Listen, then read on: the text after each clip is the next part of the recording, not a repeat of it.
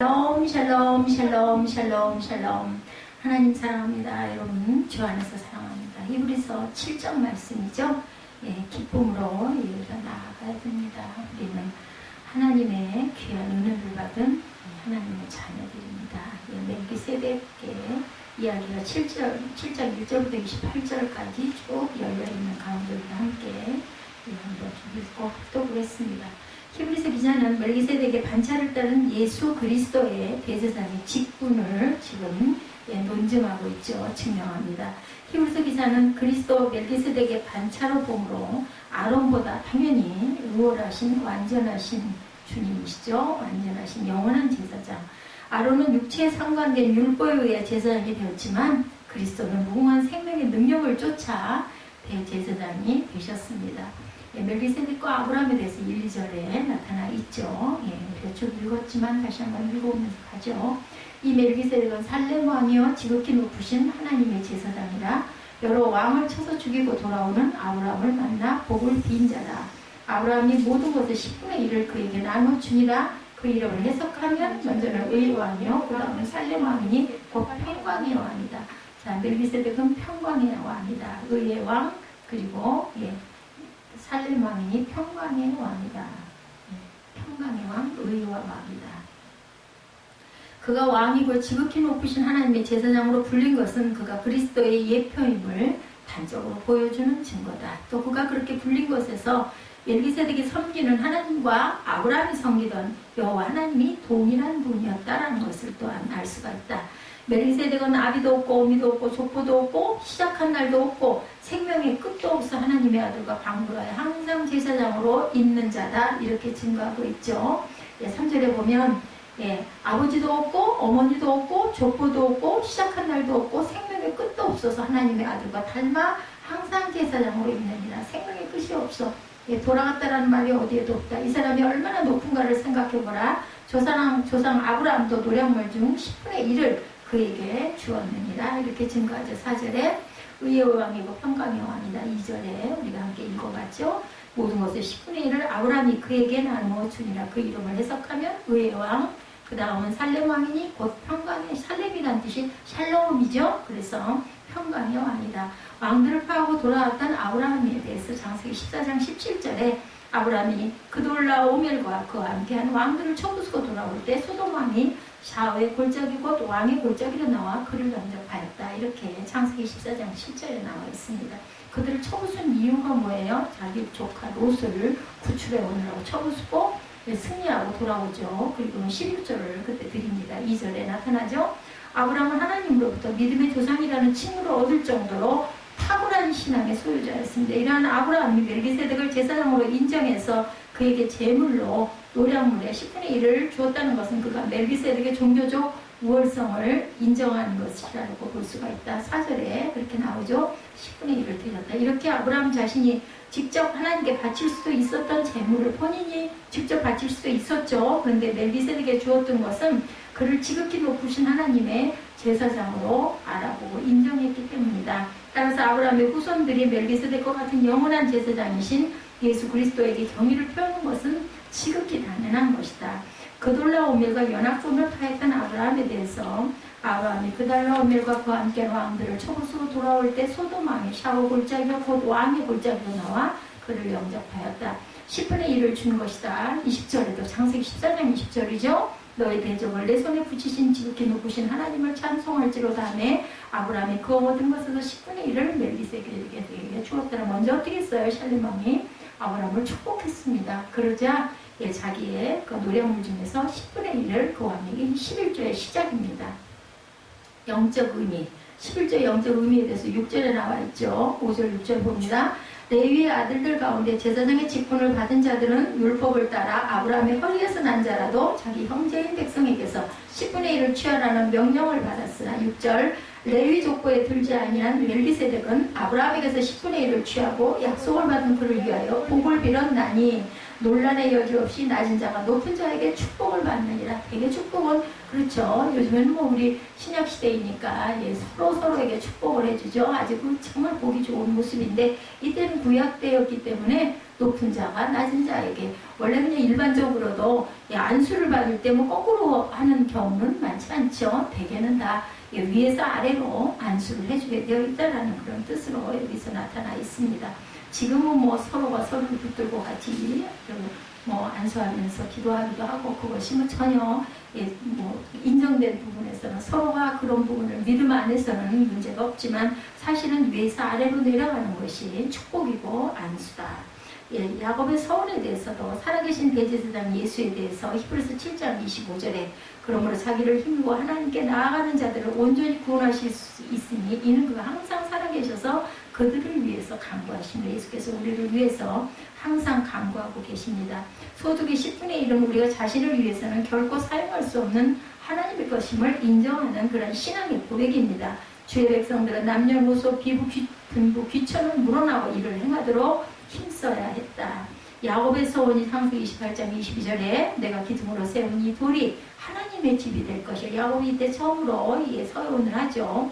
하나님께서 내게 주신 모든 것에서 10분의 1을 내가 반드시 하나님께 드리겠나이다 하였더라. 근데 야곱이 이렇게 서원하고는 바다나라는 자기 사촌네에 가가지고 20년 동안 열심히 종살이를 하면서도 그 11조를 실행하지는 않았었습니다. 나중에 이제 그걸 회개하고 다시 드리는 그 역사가 일어나죠. 계속. 그리스도의 제사직에 대해서 11절에 나타납니다. 멜기세덱의 반차를 쫓은 그리스도다. 11절에 보면 10절 11절 봅니다.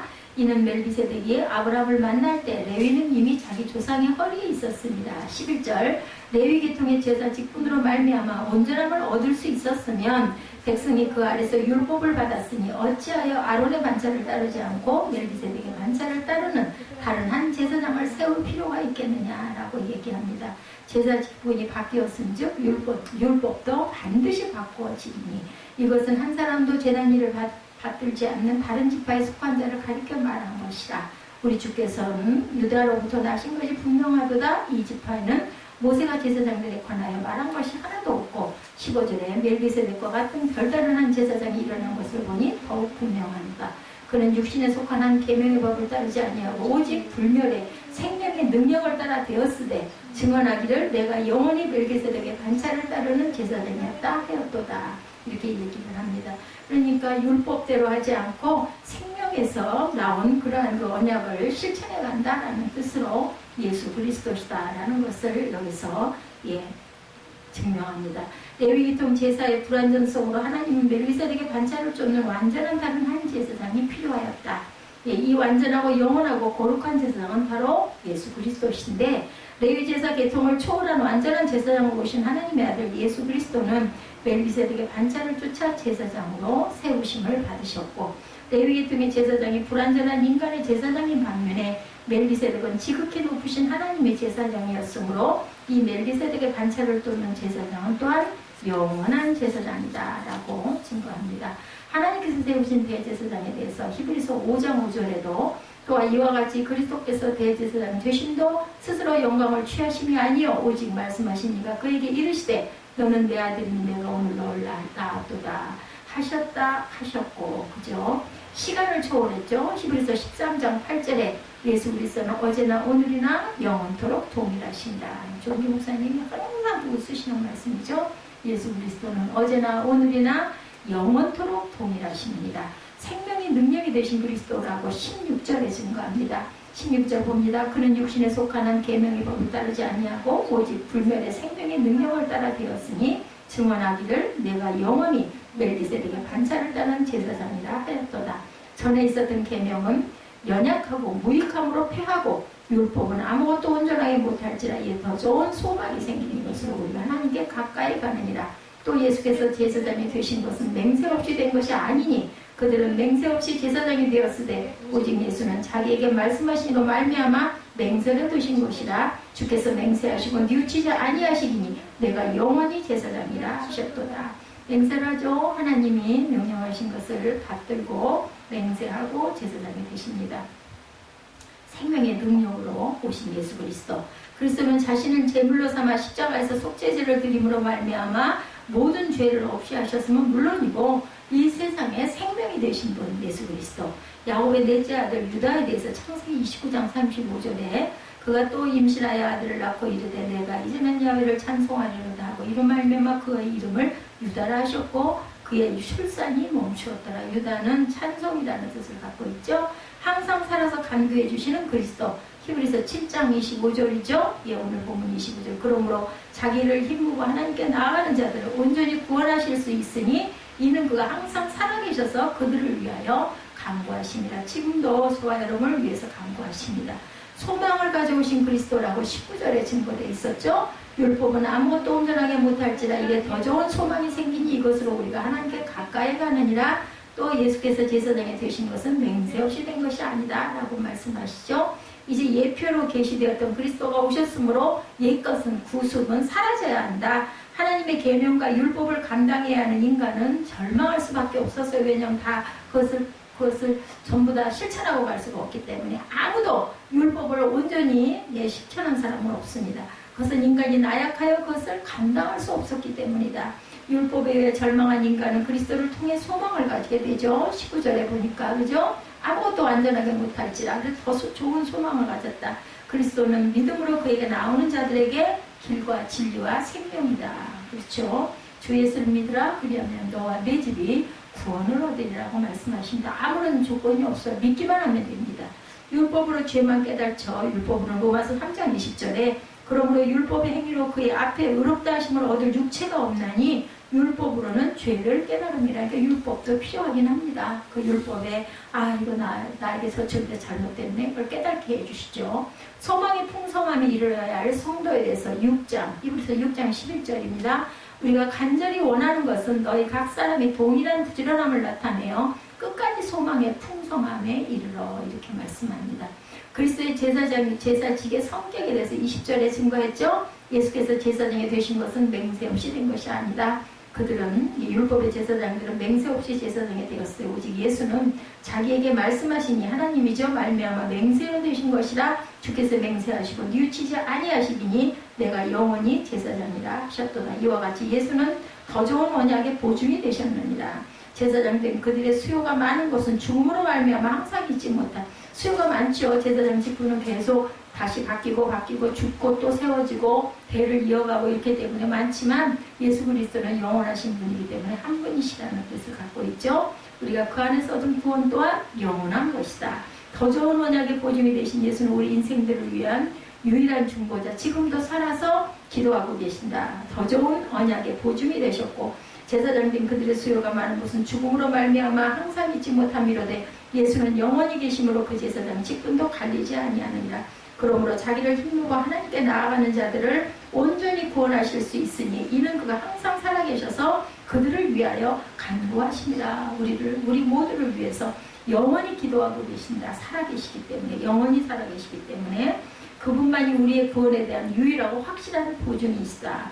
맹세한 것은 반드시 이루어지죠. 이사야 14장 24절입니다. 만군의 야훼께서 맹세하여 이르시되 내가 생각한 것이 반드시 되며 내가 경영한 것을 반드시 이루리라. 하나님께서 생각하시고 하나님께서 경영한 것은 당연히 반드시 이루어지죠. 새 언약의 중보자 히브리서 12장 24절입니다. 새 언약의 중보자이신 예수와 및 아벨의 피보다 더 나은 것을 말하는 뿌린 피니라. 예수 그리스도의 피는 이렇게 뿌린 피, 우리의 모든 죄를 사하시고 우리의 생명을 살리신 그러한 피다. 영원한 피, 그죠? 피의 언약입니다. 피가 없이는 우리가 생명이 살아날 수가 없죠. 우리가 형성된 것도 피로 형성이 됐죠. 영원한 제사장이신 그리스도라고 28절에 증거합니다. 예수는 영원히 계심으로 그 제사장 직분도 갈리지 않느니라. 그러므로 자기를 힘입어 하나님께 나아가는 자들은 온전히 구원하실 수 있으니 이는 그가 항상 살아계셔서 그들을 위하여 간구하십니다. 이러한 대제사장은 우리에게 합당하니 거룩하고 악이 없고 더러움이 없고 죄인에게서 떠나 계시고 하늘보다 높이 되시니라. 그는 저 대제사장들이 먼저 자기 죄를 위하여 다음에 백성의 죄를 위하여 날마다 제사 드리는 것과 같이 할 필요가 없으니 이는 그가 단번에 자기를 들어 이루셨습니다. 28절이죠. 율법은 약점을 가진 사람들을 제사장으로 세웠거니와 율법 후에 하신 맹세의 말씀은 영원히 온전하게 되신 이들을 세우셨느니라. 예수 그리스도가 세워지셨죠. 레위 세대의 반차를 쫓아 제사장이 되신 그리스도는 레위기통의 제사장과는 다르다.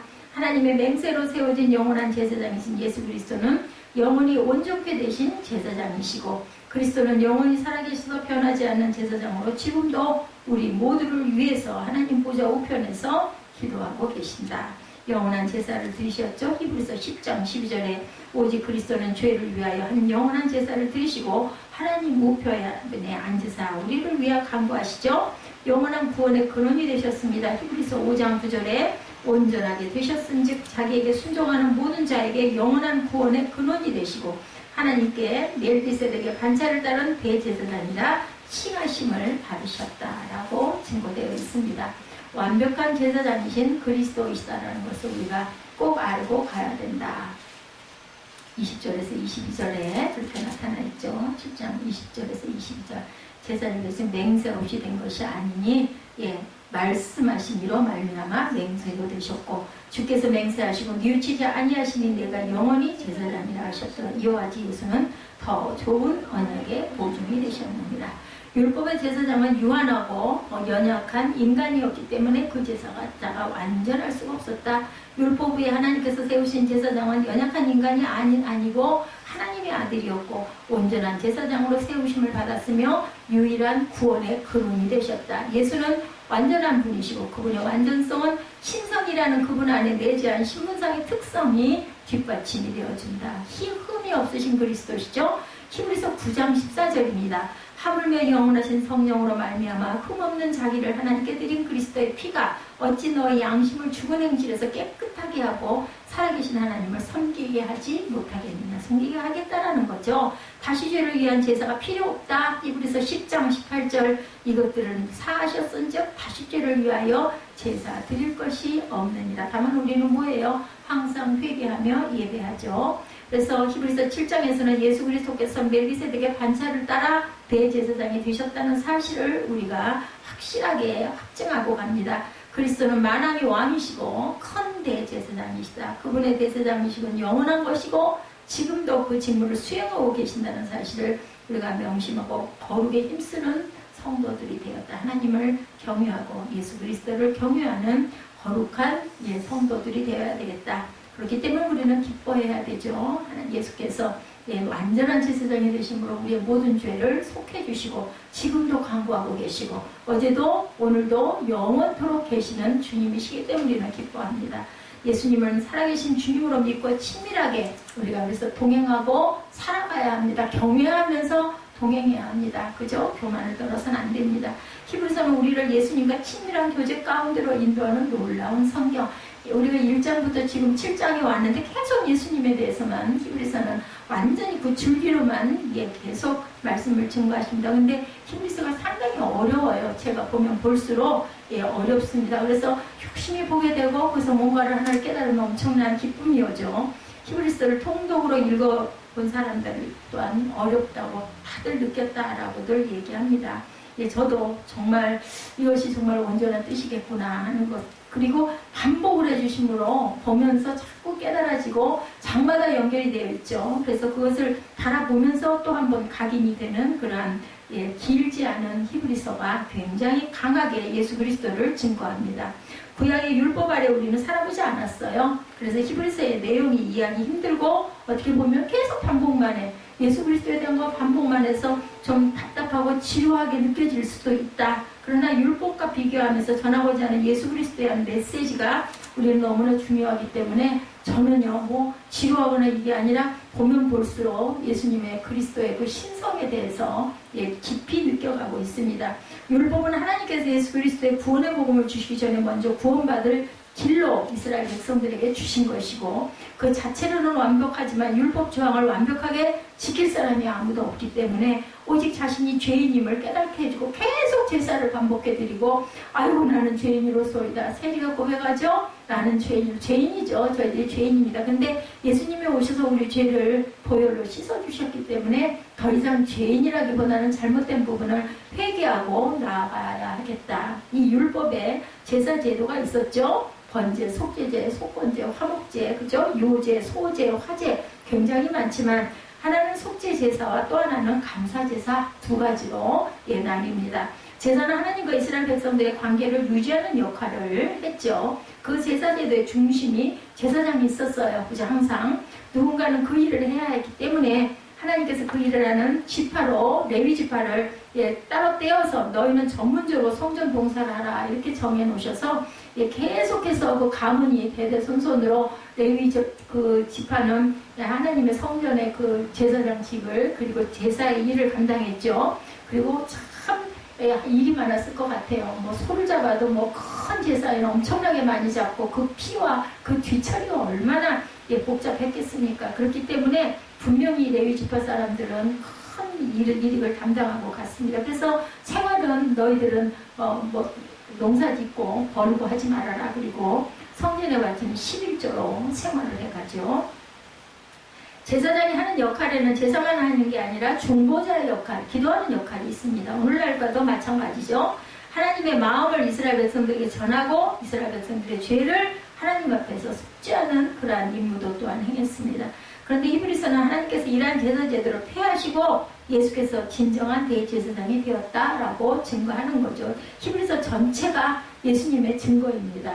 그래서 예수님은 하나님의 아들로 십자가에서 흠없으신 자신을 속죄 제물로 드림으로 한 번에 완전한 속죄 제사를 드렸다. 그리고 영원한 제사장이 되었다라는 거죠. 그 이후에 다시는 율법에 의하여 속죄 제사를 드릴 필요가 없다. 레위 지파 제사장도 필요가 없어졌어요. 당시 이스라엘은 나라를 잃어버린 지 오래여서 왕도 없고 예언도 그쳤던 때입니다. 오직 남은 것은 제사장 제도 하나만 남아 있었습니다. 그렇기 때문에 당시 유대인들에게 예수께서 대제사장이시고 레위 지파 제사장들을 폐하셨다는 말씀은 엄청난 충격이었어요. 말도 안 된다 이러지 않았겠어요? 그래서 히브리서 기자는 예수님이 대제사장인 것이 이상한 일이 아니고 성경의 근거를 분명히 그것이 이래서 이렇게 된 것이다라고 밝혀주고 반복을 해서 계속 반복해서 밝히고 있는 겁니다. 그들이 받아들이지 않고 이해하지 못하기 때문에 우리가 어떤 중요한 일이 있을 때 계속 얘기하게 되죠. 그게 그래서 그런 게 아니라 이게 이래서 그렇고 또 계속 얘기를 합니다. 똑같습니다. 창세기 14장에 보면 그들의 조상 아브라함이 전쟁에서 이거 돌아올 때 신비한 존재인 멜기세덱 제사장에게 복을 받고 11조를 드렸다는 기록 아까 우리 찾아봤었죠. 그런데 이 멜기세덱이 참으로 신비한 존재였다는 겁니다. 3절에 그에게는 아버지도 없고 어머니도 없고 족보도 없고 생애의 시작도 없고 생명의 끝도 없다. 이렇게 증거되어 있습니다. 보면 7장 3절에 그는 하나님의 아들과 같아서 언제까지나 제사장으로 계신 분이다. 사람이 아니라 하나님이셨음을 알 수가 있죠. 그 내용으로 봤을 때 생명의 끝이 없다라고 얘기합니다. 그리고 하나님의 아들과 같아서 언제나 제사장으로 계신 분, 아버지도 없고 어머니도 없고 족보도 없고 생애의 시작도 없고 생명의 끝도 없다. 하나님이시죠. 사람이 아니라 하나님이신데 이 멜기세덱 제사장은 바로 예수님을 상징하는 제사장이라는 것입니다. 이것은 하나님께서 율법을 주시기 전 일이에요. 하나님께서는 이미 하나님의 아들 예수 그리스도를 제사장으로 처음부터 계획하고 세워두셨다라는 거죠. 멜기세덱의 이름이 곧 예수님의 이름입니다. 그래서 첫째로 멜기세덱이라는 이름은 정의의 왕, 그죠? 다음으로는 샬렘 왕인데 그것은 평화의 왕. 거기서 파생된 단어가 샬롬이겠죠? 예수님은 정의의 왕이고 평화의 왕이시다. 사람들도 정의를 중요히 여기고 평화를 중요하게 생각하지만 어느 한쪽으로 치우치는 게 문제예요. 사람이 만든 정치 체계 중에 가장 정의로운 정치 체계가 공산주의라고도 합니다. 그게 완벽하게 잘 됐다면 그게 정말 살기 좋은 신라권을 이룰 수 있는 것이라는 거죠. 공산주의자들은 자신들이야말로 가장 정의로운 사회를 만들 수 있다라고 자신을 했어요. 근데 아주 그 소수의 그 집단파들이 잘 먹고 잘 사는 게 문제인 거죠. 모든 사람이 평등하고 빈부의 격차가 없는 사회에 이 비전에 수많은 지식인과 청년들이 목숨을 바치죠. 그러나 가장 무서운 세상을 만들고 말았어요. 사람의 정의가 가진 한계, 바로 여기에 있었다. 나는 잘 먹고 잘 살아야겠다. 너희들은 그것만 갖고 먹고 내가 제일 좋은 건 내가 차지하겠다. 이게 문제였죠. 평화도 마찬가지입니다. 평화와 사랑은 굉장히 중요하지만 평화를 사랑하다가 부패가 일어나고 불의한 일도 용납하는 경우 역시 굉장히 많습니다. 내 것, 내 쪽, 내 가족, 내 근친들은 그것은 이걸 이렇게 해야 돼. 나머지는 너희들은 이렇게 나누고 가. 이게 문제라는 거죠. 예수께서는 완벽한 정의와 완전한 평화를 주시는 분 자체이시다. 예수님을 굳이 의왕, 평화의 왕이라 하면 완전한 의, 완전한 평강을 주신 분이라는 뜻을 가지고 있습니다. 본문에 완전하다는 단어가 4번 강조되어 있습니다. 레위지파 제사장은 불완전한 제사장이었죠. 그러므로 그들이 드렸던 제사도 당연히 불완전한 제사였습니다. 11절에 만일 그 제사직으로 완전한 것이 이루어질 수 있었다면 아론의 계통이 아닌 멜기세덱의 계통을 따른 다른 제사장이 생겨날 필요가 있겠느냐 이렇게 물어보고 있죠. 거꾸로 반문하죠. 레위지파에 속한 제사장은 자신도 죄에서 온전하지 않았기에 제사를 드릴 백성들은 끊임없이 죄를 짓고 속죄제를 제사를 드리기를 반복합니다. 18절 19절에도 전에 있던 계명은 무력하고 무익함으로 폐하게 되었다. 율법은 아무것도 완전하게 하지 못한다라고 증거합니다. 율법에 따라 신앙생활하는 것은 뭐라고 그래요? 종교생활을 한다라고 이야기합니다. 주일날 주일 예배만 딱 드리고 나머지는 상관없어 하는 그런 사람들 종교생활입니다. 종교생활의 특징은 두려움을 갖고 있어요. 혹시 내가 이렇게 했다가 또 큰일을 당하면 어떻게 갔다 와야지 이런 거 두려움이죠. 하나님의 말씀대로 살아야 되는 생각은 있는데 사라지지 않으니까 겉으로 꾸미고 삽니다. 결코 기쁨에 이르지를 못합니다. 아유 귀찮아. 아유 우리도 어떻게 또 괜히 재수 없어가지고 이래가지고 또 내가 또 야단을 맞게 되면은 안 되지. 갔다 와야지. 이런 마음. 열심도 충성도 있지만 계속 죄를 짓고 용서받는 일만 끝없이 합니다. 그리고 끊임없이 다른 사람을 또한 판단하고 정죄합니다. 그 사람의 눈에는 또 그런 것들만 너무너무 잘 보여요. 이러한 불안전하고 두려움에 사로잡힌 종교 생활에서 우리를 구원하신 분이 바로 예수 그리스도시다. 마태복음 11장 28절이죠. 수고하고 무거운 짐진 자들아 다 내게로 오라. 내가 너희를 쉬게 하리라. 이 말씀은 율법 생활이 무거운 짐을 지고 고통당하는 당시 사람들에게 주신 말씀, 예수님이 하신 말씀이죠. 수고하고 무거운 짐, 그 율법을 짊어졌다라는 뜻을 갖고 있습니다. 내게 와, 내게 내려놔, 내 발 앞에 내려놔, 내가 너 쉬게 해줄게, 자유하게 해주셨죠. 그래서 이단이 됐습니다. 예수 그리스도가. 그래서 신성모독죄에 걸립니다. 그래서 십자가에 결국은 달리게 되죠. 24절에 보면 예수님을 레위지파 제사장과 비교해서 오늘 본문에서 설명합니다. 예수는 영원히 계신 분이므로 제사장직을 영구히 간직하신다. 따라서 그는 자기를 통하여 하나님께 나아오는 사람을 완전하게 구원하실 수 있고 살아계셔서 그들을 위하여 항상 간구하고 지금도 간구하고 계시는 영원하신 분, 어제도 오늘도 동일하신 분, 그죠? 예수는 영원한 제사장, 완전한 구원자, 살아계셔서 우리를 도우시고 중보하시는 분. 그러므로 우리가 예수를 믿었다면 더 이상 율법 생활을 하지 않아도 된다라는 것. 그러나 안타까운 것은 예수를 믿고도 율법 생활을 계속하는 사람들이 있다는 것. 마이클 야코넬리는 그의 책 영성에서 마가렛이라는 소녀 이야기를 합니다. 9살 학교에 늘 지각을 하는 그런 아이였어요. 안타깝게도 선생님은 가는 선생님은 대단히 엄격한 분이었는데 교회 열심히 다니면 늘 깔끔하고 흐트러진 모습이라고 눈을 씻고 봐도 찾아볼 수가 없는 이 마가렛 선생님은 늘 이 아이가 못마땅했어요. 그죠? 어느 날 역시 지각을 한 마가렛을 가는 선생님은 불러냅니다. 반 학생들에게 한 가지씩 마가렛의 잘못된 것을 부르게 했어요. 이런 충격적인 방법을 써서라도 마가렛의 불성실한 면을 고쳐주어야 되겠다라고 아주 결심을 한 거예요. 이제 참다 이 선생님도 안 되겠으니까. 아이들은 나와서 하나씩 칠판에 마가렛이 평소에 잘못하고 있는 제목들을 씁니다. 마가렛은 미련해요. 이기적이에요. 뚱뚱해요. 멍청해요. 25가지 제목이 칠판에 가득 쓰였어요. 그것을 보는 것은 마가렛에게 굉장히 무시무시한 혼혈이고 그리고 아주 고통이었습니다. 영혼에 새겨져 지울 수 없는 돌이 되어버리고 맙니다. 그날 집에 돌아온 마가렛은 침대에 쓰러져서 울었어요. 눈물로 그 고통을 씻으려고 했지만 씻어지지를 않습니다. 40년 동안 정신과 치료를 받았다고 합니다. 그 이후로 살아계신 예수님을 만나기 전까지 이분은 나이가 들었어도 그랬다고 하죠. 율법 생활하는 사람은 사랑하라, 용서하라, 기뻐하라, 감사하라는 말씀은 아는데 그렇게 사라지지는 않는 게 문제다. 마음 깊은 곳에 하나님은 두려운 하나님으로 존재합니다.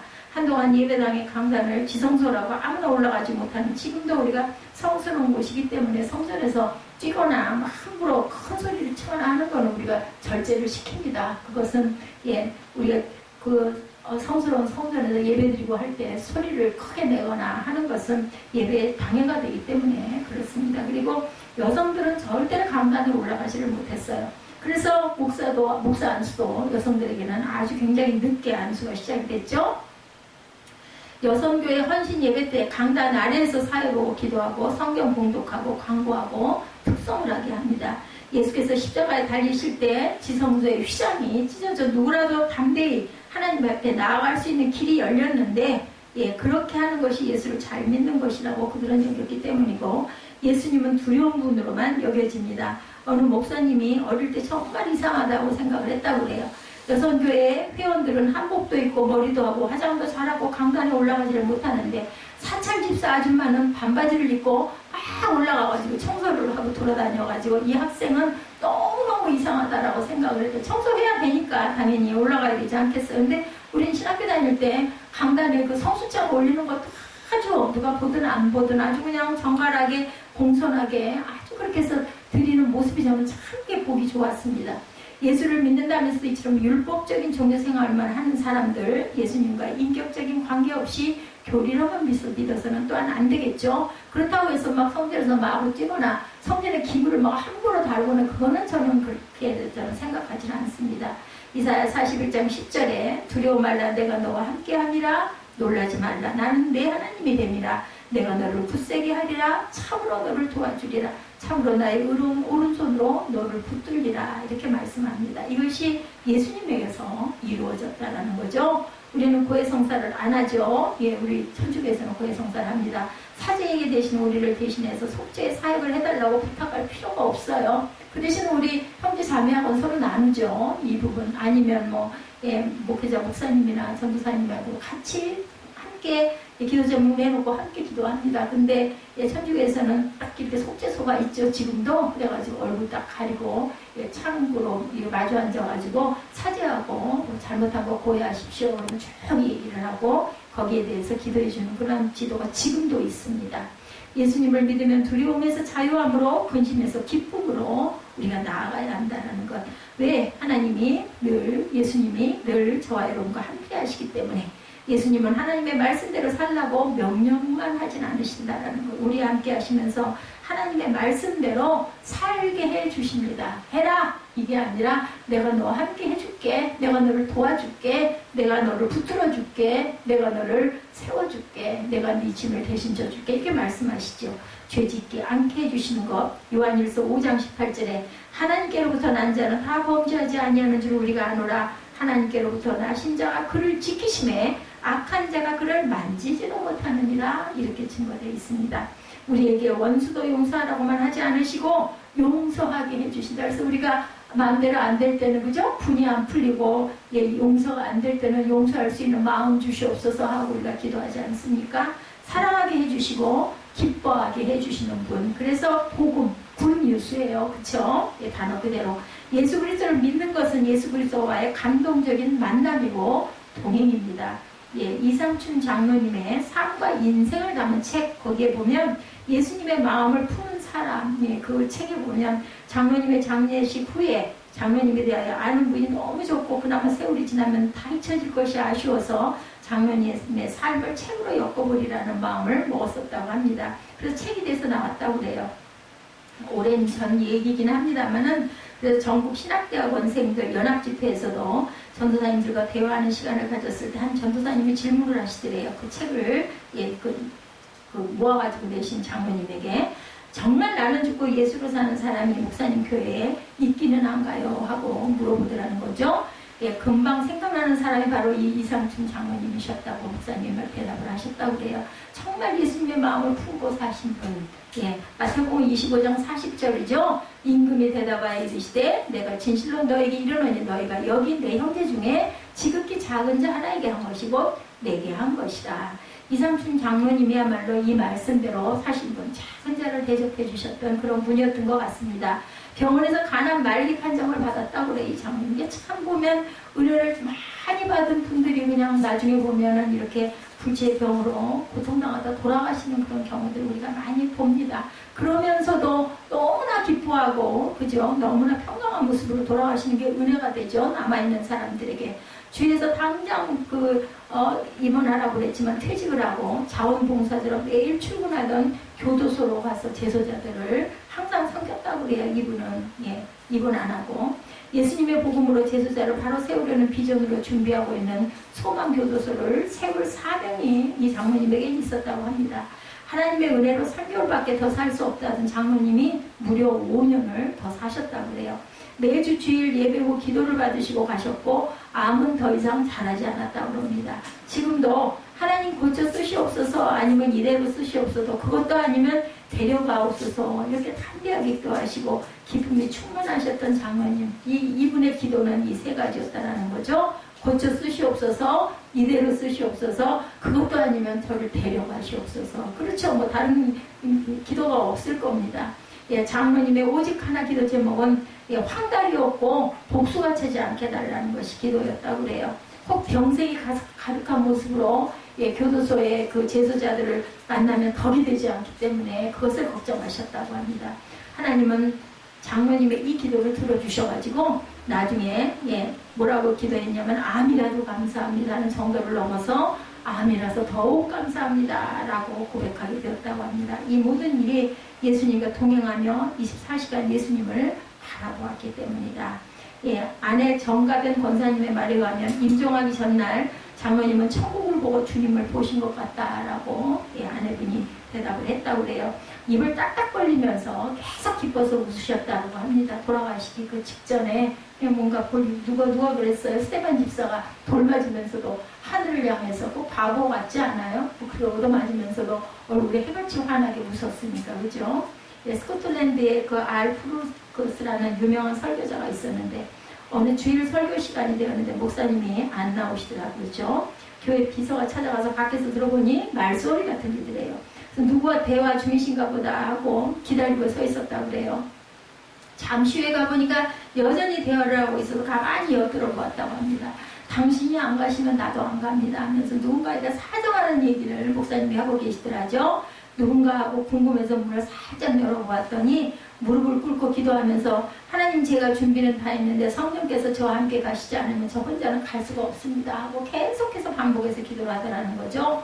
우리도 이렇게 주님을 믿고 살아가는 그런 모습이 되어야 되겠죠. 주님 함께 가셔야지. 그렇게 하지 않으면 제가 집에 안 가겠습니다. 예, 직장에 가지 않겠습니다. 일하러 가지 않겠습니다. 학교에 가지 않겠습니다. 사람을 만나지 않겠습니다. 예, 말하지 않겠습니다. 우리가 이렇게 항상 성령과 대화하시면서 실제 그렇게 하고 다니신 분들이 계셔요. 차를 타고 가시면서도 성령님 여기 앉으세요. 저랑 함께 가세요. 예, 여기 도착했어요. 함께 들어가세요. 이렇게 아무도 안 계신데도 이렇게 기도하면서 예, 말하면서 옆에 같이 계신 것처럼 예, 이렇게 친밀하게 이렇게 볼 때 예수께서 우리를 돌봐주시지 않을 리가, 성령께서 우리를 보호하시지 않을 리가 없겠죠. 예수님과 하나 된 가운데 우리 문제는 다 해결이 되고 무슨 문제가 될까요? 기쁨과 감사의 제목만 남을 줄로 믿습니다. 예, 그래서 우리가 항상 성찬을 통해서 살아계시고 영원하시고 완전한 구원자이신 대제사장 예수 그리스도와 하나 되는 그 은혜를 우리가 예, 첫달 첫째 주에 항상 느끼고 가죠. 예, 성찬을 통해서 한 달 동안 우리 잘못된 부분, 어쩌면 또 나는 무의식적으로 모르고 지나쳤는데 상처가 됐거나 아니면 하나님 보시기에 온전치 않았던 모든 모습들을 하나님 앞에 우리가 고백을 합니다. 그래서 항상 우리가 기도할 때 저도 그렇습니다. 늘 잘 잊어버리기 때문에 어쩌면 나도 무의식적으로 얼마나 많은 죄를 지었을지 기억나는 건 그저 극소수일 것 같고 나도 모르게 잘못된 부분들이 너무나 많겠다. 그럴 때 우리가 성찬을 통해서 회개하고 예수님의 살과 피를 먹으면서 마시면서 주님과 한 몸을 느끼고 그리고 또한 한 달을 주님께 의탁하고 가는 저와 여러분들이 되시기를 축복하고 히브리서 7장을 통해서 영원한 제사장 예수 그리스도가 저와 여러분과 영원히 함께 하신다는 것, 어제나 오늘이나 항상 동일한 분이시라는 것을 깊이 느끼는 그런 저와 여러분 되시기를 주님의 이름으로 축복합니다. 우리 승리관을 쓰신 주님 결단하시고 잠깐 기도하는 시간 갖도록 하죠.